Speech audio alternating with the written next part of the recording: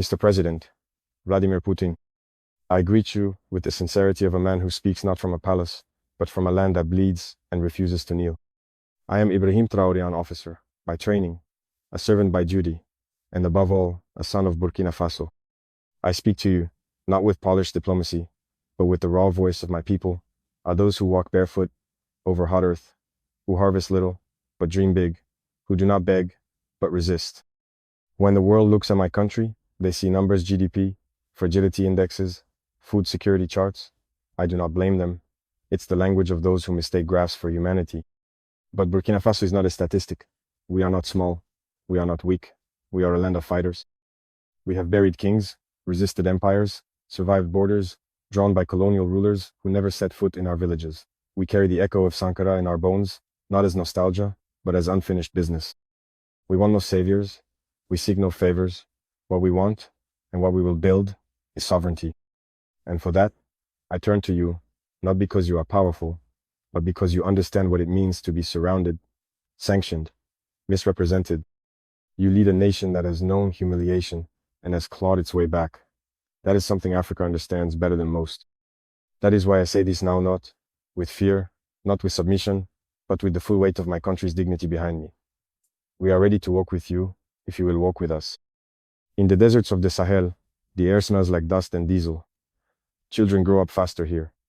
They memorize the sound of drone engines before they learn multiplication. Our farmers have more rifles than seeds. Our roads are haunted by ambushes. Our skies watched by satellites that send reports but no aid. For too long, foreign soldiers patrolled our lands under the promise of peace, but they understood neither the language of the people nor the nature of the war. France promised protection. What it delivered was insult. America offered stability, then ghosted us when the bombs went off. Their words were soft. Their exit was silent. But when our backs were against the wall, you come in not with speeches, but with grain. Not with demands, but with respect. You gave us 0 tons of wheat. You reopened your embassy. You sent your Africa Corps, not to dominate, but to support. And in those acts, quiet but powerful, we saw the outline of a new kind of alliance. Not the alliance of masters and servants, but of brothers and equals. Russia has no colonies in Africa. Russia's hands are not stained with our ancestors' blood, and that gives you a moral entry point no Western nation can claim. Our people saw the Russian flag not as an occupation, but as a signal that the rules are changing, and that maybe, just maybe, we will no longer have to choose between silence and survival. You understand something others do not, that we are not disposable. That Africa is not just a battlefield of influence, but the future, itself young, rich in soil, in soul, in untapped energy, and unstoppable potential. What we need now is not more guns, but the tools to build education, technology, sovereignty over our resources, and solidarity in defense. I do not ask for everything. I ask for partnership, and I offer in return something the West has long taken for granted: loyalty forged in fire. Mr. President, this is more than politics. It is a declaration of intent. We want to reimagine what alliance means.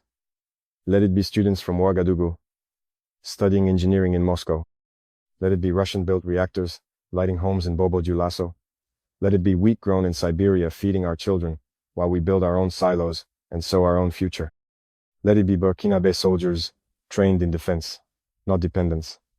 Let it be Russian tools building African factories, not extracting African gold. I know this will not please everyone. Already, they call me a dictator. They say I delay elections, that I silence dissent. Let them talk. I am not here to perform democracy for donors. I am here to win back our land, inch by inch, village by village. And I will do so with anyone who honors our sovereignty and respects our struggle.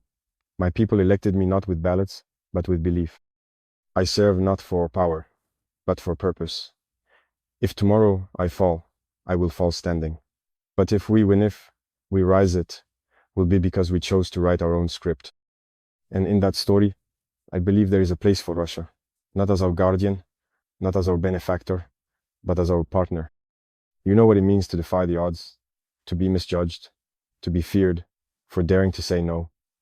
That makes us kin, in spirit, if not in history. So let us stand not behind each other, but beside. The time of empires is over. The time of nations who look each other in the eye, that time is now. I offer you our friendship, not out of weakness, but out of strength. I offer you the respect of a people who have nothing left to lose and everything left to win. And I ask in return only this: walk with us, build with us, rise with us, and let the world see that from Moscow to Ouagadougou, there is still such a thing as honor between nations.